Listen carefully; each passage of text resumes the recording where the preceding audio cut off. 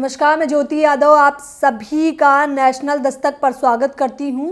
तुम मुझे स्वामी प्रसाद मौर्य का सर दो, मैं तुम्हें 21 लाख दूंगा, या फिर आप ये कह लीजिए सिर लाओ 21 लाख पाओ। जी हाँ, ये मेरे शब्द नहीं है बल्कि अयोध्या के महंत राजू दास जी का कहना है। इन दिनों उनका वीडियो बहुत ज़्यादा वायरल हो रहा है जिसमें वो ये कहते दिखाई दे रहे हैं कि स्वामी प्रसाद का जो भी व्यक्ति सर लेकर आएगा मैं उसे 21 लाख रुपए का इनाम दूंगा।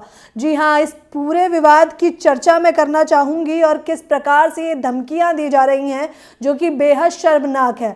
भगवा वस्त्र धारण करके वो जहाँ एक तरफ रामचरितमानस की गाथा गाते हैं और दूसरी तरफ बताते हैं कि किस प्रकार की शिक्षा देता है हमें ये सारे ग्रंथ, लेकिन उनके पहनावे और उनके वचनों में बहुत ज़्यादा भेदभाव दिखाई दे रहा था क्योंकि वो सिर तन से जुदा के नारे दे रहे थे।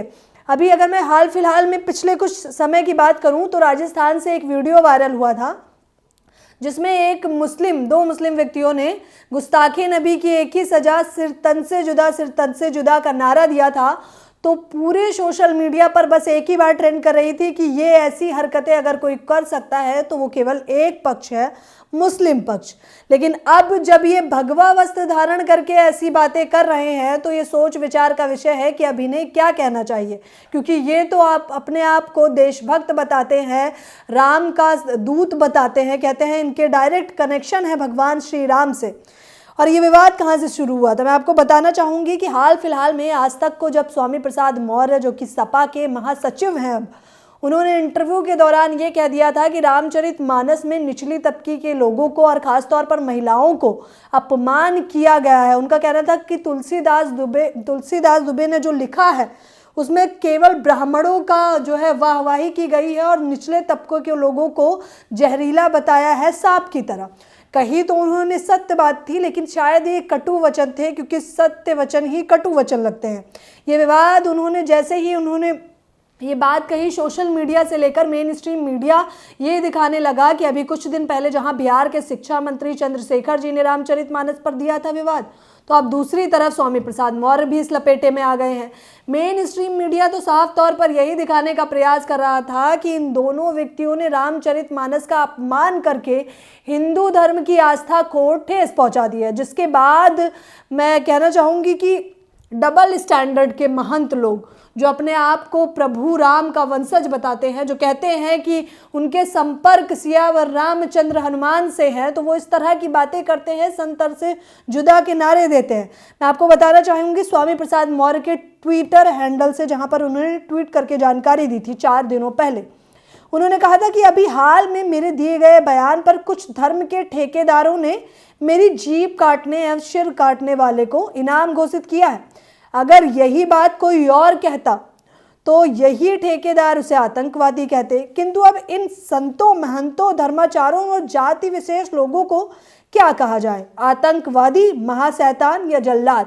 ये किसके लिए कह रहे हैं ये बता देना भी बेहद जरूरी है। आपको बताऊंगी कि जगत गुरु परमहंस, इन्होंने भी जब स्वामी प्रसाद मौर्य की सच्चाई यानी कि जो उन्होंने रामचरितमानस पे कहा था उसको सुना, तो उन्होंने कहा कि सिर काटने वाले को बाकायदा जैसे कपड़ों पर प्राइस लिस्ट लगी होती है, इस प्रकार से उन्होंने गर्दन काटने के लिए 500 रुपये, जीभ काटने के लिए 300 रुपये और कान नाक के लिए 200 रुपये का इनाम रखा था। उन्होंने कहा कि इससे ज़्यादा हैसियत भी नहीं है स्वामी प्रसाद मौर्य की। हालांकि मैं बता दूं कि जिसके बाद रामचरितमानस को जलाया जा रहा था कई सारी जगहों पर ये कहा जा रहा था कि सच में जो भी शिक्षा मंत्री के द्वारा कहा गया या फिर सपा के महासचिव स्वामी प्रसाद मौर्य जी के द्वारा कहा गया वो 100% सच है, लेकिन स्वीकार करना बहुत मुश्किल है।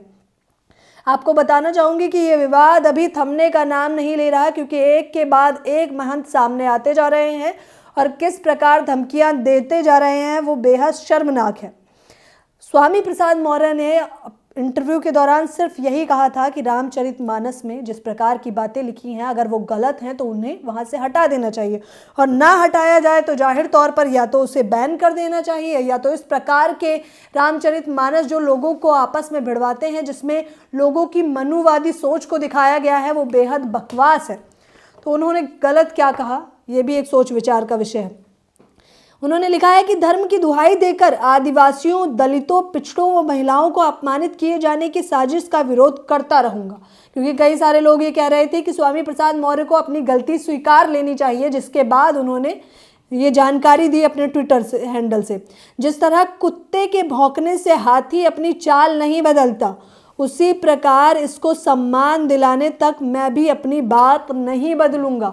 इनसे बार बार ये गुहार की जा रही थी कि आपको माफ़ी मांगनी पड़ेगी, और ख़ास तौर पर लोगों का कहना था कि इन्हें सपा से, क्योंकि ये सपा के नेता है समाजवादी पार्टी, तो लोगों का ये कहना था कि अखिलेश यादव को इन्हें निकाल फेंकना चाहिए।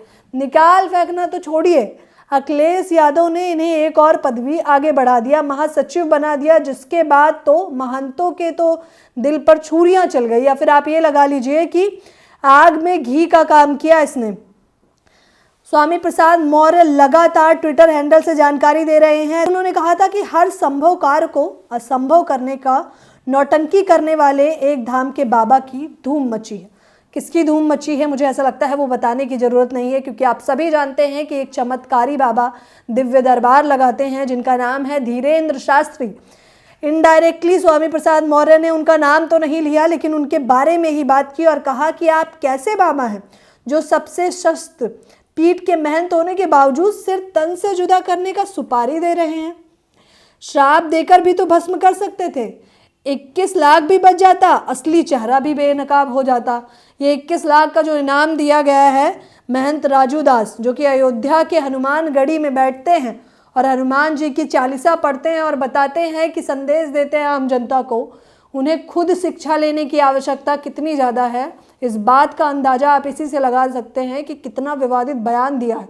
जो एक पद पे बैठे हैं उनका सर काटने के लिए उन्होंने नारा दिया है, सर तन से जुदा।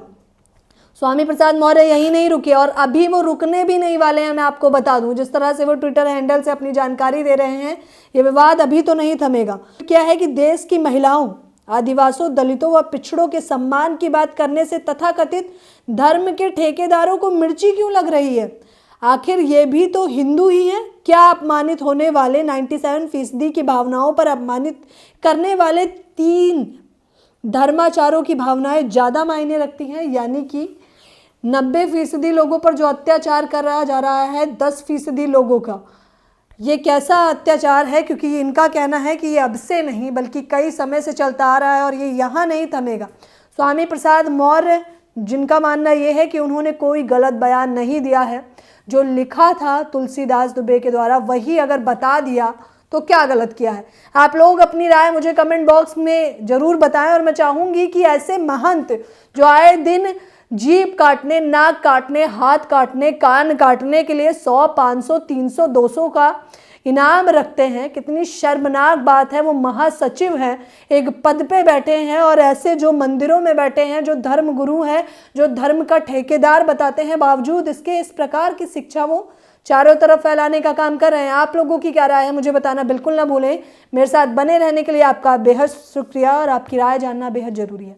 नेशनल दस्तक की आपसे गुजारिश है कि अगर इसको बचाना चाहते हैं तो नेशनल दस्तक को सब्सक्राइब करने के लिए रेड कलर के सब्सक्राइब बटन को दबाएं, फिर बेल आइकन की घंटी दबाएं। नेशनल दस्तक को बचाने के लिए बहुत जरूरी है कि हर खबर को शेयर करें, लाइक करें, कमेंट जरूर करें।